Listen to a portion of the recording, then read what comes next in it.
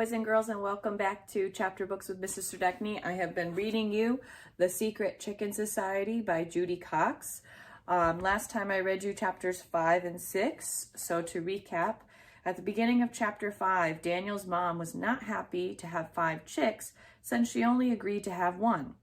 But eventually, after holding a chick she would name Violet, she fell in love with them.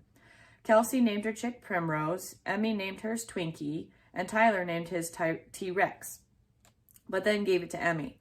The chicks lived on the porch in a box. Once in a while, the Miller kids took the chicks out to scratch for bugs and worms. Then, one day, they escaped from their box, and Mr. Graffalo's cat, Poison, almost ate one, but Daniel got there just in time. In chapter 6, the chicks were now fully grown hens. Daniel noticed that his chick Peepers liked to watch and stand guard over the other chicks. A week after showing Mr. G Peepers, Mr. Graffalo showed up at Daniel's front door. The chicks had escaped again, this time in Mr. G's garden. He was not happy. The Miller children went over to retrieve them. In this chapter, both Mr. and Mrs. Graffalo hinted that Daniel's chick Peepers may not be a hen after all, but a rooster, which might be a problem. Daniel's dad finally decides to build the chicken coop. So now let's see what happens in chapters 7 and 8. Chapter 7, A Little Problem in the Hen Hotel. On Saturday, the weather cleared up. Daniel and Tyler helped Dad build the chicken coop. They used wire fencing and recycled lumber from the salvage yard. Although the hens were still too young to lay eggs, the coop had nesting boxes all ready. A ramp from the chicken run led up to the coop. The hens seemed to like their new home. Every day, Daniel scooped a handful of oyster shell into a bucket. He knew the hens needed it to help them digest their food. He added a handful of chicken pellets. He tossed in a handful of grain and leftover table scraps. He poured it into the food tray. "Here, chick, chick, chick, chick," he called. The hens came running. On Sunday morning, a week later, the family gathered around the table for breakfast. Dad always made buttermilk pancakes on Sunday. The smell of cooking pancakes filled the house. Suddenly, the phone rang. Mom answered. She talked for a while and then hung up. "That was Miss Clay," she said. She looked sad. "She wanted us to know that Mrs. Graffalo fell down the stairs last week. She broke her hip. Mr. Graffalo took her to Windale Care Center." "Isn't that a place for old people?" asked Kelsey. Dad smiled. "Well, Mrs. Graffalo isn't young." "It must have been hard for Mrs. G to leave her home," said Mom. "I'll bet Mr. Graffalo is sad and worried," said Dad. "And lonesome," added Mom. "Moving a loved one into a nursing home isn't an easy decision." She reached out and took Dad's hand, and he smiled. "Let's go visit," he said. "We can take her some of our fresh strawberries." After they ate, did the dishes, and fed the animals, everyone piled into the car. Kelsey brought some oatmeal raisin cookies she made with Dad's help. Emmy picked a bouquet of white daisies from the wildflower patch. Even Tyler brought his baseball card collection to show Mrs. Graffalo.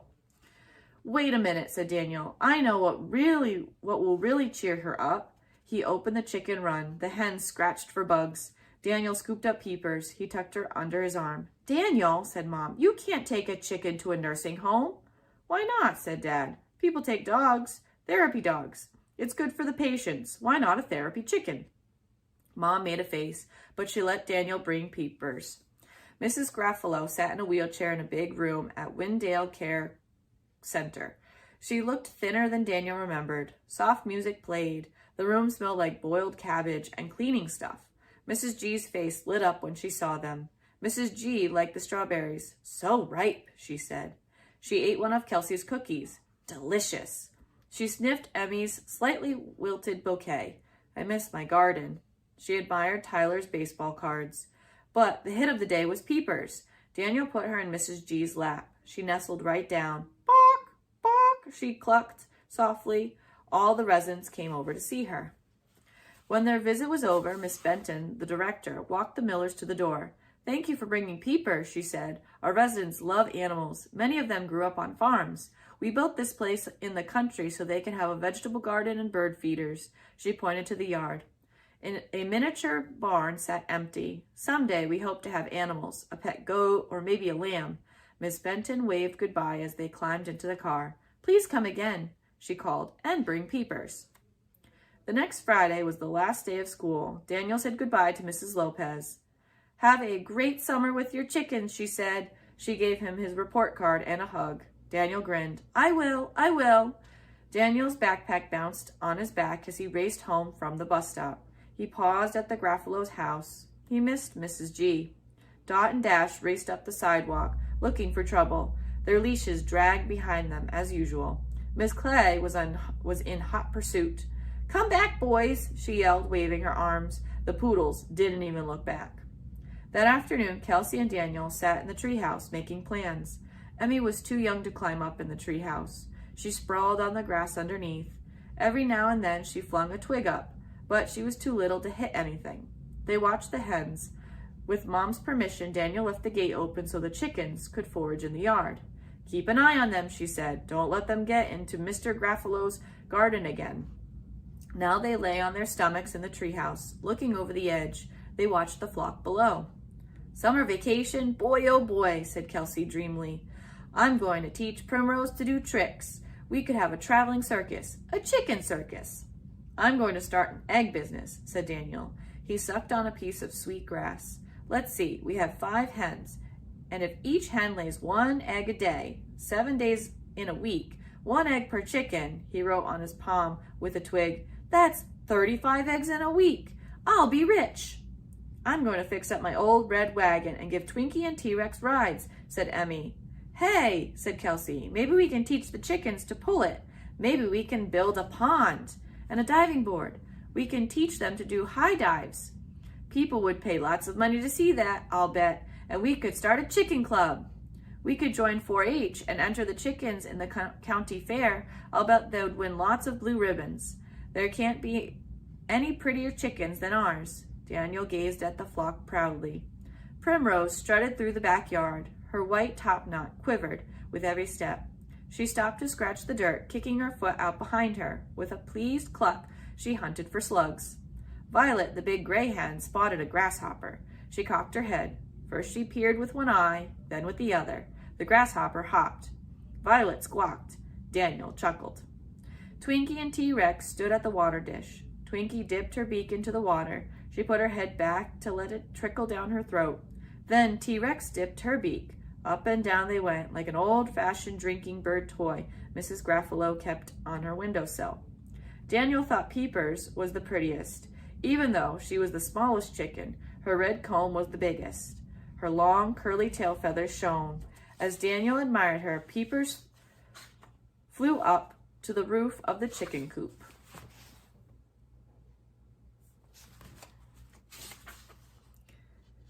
She perched, she flapped her wings, she stretched her neck. She croaked. What's she doing? Asked Emmy, sitting up. She's trying to crow, said Kelsey, laughing. Look, Daniel, she thinks she's a rooster. But Daniel stared at his pet. A horrible feel formed in his mind. His heart dived into his shoes. He slapped his forehead. How could I have been so stupid, he said. How could I have been so blind? He turned to Kelsey. Some vet I'll make. I can't even tell a rooster from a hen. Kelsey looked blank. What do you mean? He pointed to Peepers. She looked pleased with herself. Peepers? She isn't a hen. He is a rooster. We should have known. That's why he has a bigger comb. That's why he bosses all the other chickens. That's why he is starting to crow. Peepers is a rooster. Peepers cocked his head at them, as if to say, I've got it now, fellows. He stretched out his neck again, and crowed. Chapter 8, Pinky Promise. This is terrible, said Daniel as he watched Peepers crow. Why? Asked Kelsey. Now we can have baby chicks. Roosters are illegal. If Mr. Gruffalo finds out, he'll call the police. Will they lock Peepers in jail? Asked Emmy. Her eyes were big. Worse, said Daniel.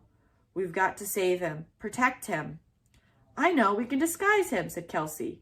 Put a pink bow on him. Then everyone will think he's a girl chicken, said Emmy. We need a chicken club. Kelsey sat up. The hens scratched for worms in the dirt. Peepers stood on top of the hen house, alert and tall, watching for danger. A club? You and your old clubs. Daniel put his arms around his knees and laid his head against them. We've got real problems, big problems. If the neighbors complain, the police will take Peepers away. What could a club do? Keep Peepers a secret, said Kelsey. A secret club for keeping secrets. I want to be in your club too, said Emmy. Daniel stood up so suddenly the treehouse rocked. Wait a minute, that might work. He chewed his lip in thought. But not a secret club, a secret society. The Secret Chicken Society. With passwords and secret handshakes and maybe a secret code, said Kelsey, pleased. Daniel nodded. The Secret Chicken Society. Mission, to keep Peepers a secret, so nobody would find out that he was a rooster, so nobody could take him away. So we have to take an oath, a secret oath. A double secret oath, a blood vow, said Daniel. We can't use blood anymore, Mom said, Kelsey reminded him. A spit promise, then. Ew, said Emmy. I'm not doing blood or spit. That's gross. Okay, said Daniel. A pinky swear. No swearing, said Kelsey. Mom said. Daniel sighed. It was hard to take a double secret oath without blood or spit or swearing. Okay, a pinky promise. Kelsey nodded. She held out her hand and hooked pinky fingers with Daniel. Repeat after me, said Daniel. I solemnly swear. You mean promise, Kelsey said. Daniel started over. I solemnly promise. Wait, yelled Emmy from beneath the tree. I want to be a secret chicken too. Daniel sighed again. He and Kelsey climbed down. Daniel and Kelsey hooked pinkies. Emmy slid her little finger on top of theirs. Repeat after me, Daniel began again. I solemnly swear. Promise, said Kelsey and Emmy together. I solemnly promise. Hey, said Tyler. He came out the back door. His hair was rumpled. He bit into an apple. What you doing? A pinky swear? Pinky promise, yelled Daniel, Kelsey, and Emmy. Daniel and Kelsey traded glances. We'll have to tell him. He'll find out soon enough. Daniel gave Tyler a stern look. Okay, but you have to promise not to tell. Tell what? So Daniel explained, with the help from Kelsey, about Peepers being a rooster, about Mr. Graffalo threatening to call the police, about the Secret Chicken Society dedicated to keeping Peepers a secret. Tyler shook his head when they were done. This will never work, he said. Well, you don't have to be in the Secret Chicken Society if you don't want to help, said Daniel, but you still can't tell. Tyler hooked his pinky with Daniel's and Kelsey's. Emmy put hers on top again. They promised, to keep Peepers a secret. But how? And that's the end of chapters 7 and 8. Stay tuned for a video for chapters 9 and 10 of the Secret Chicken Society.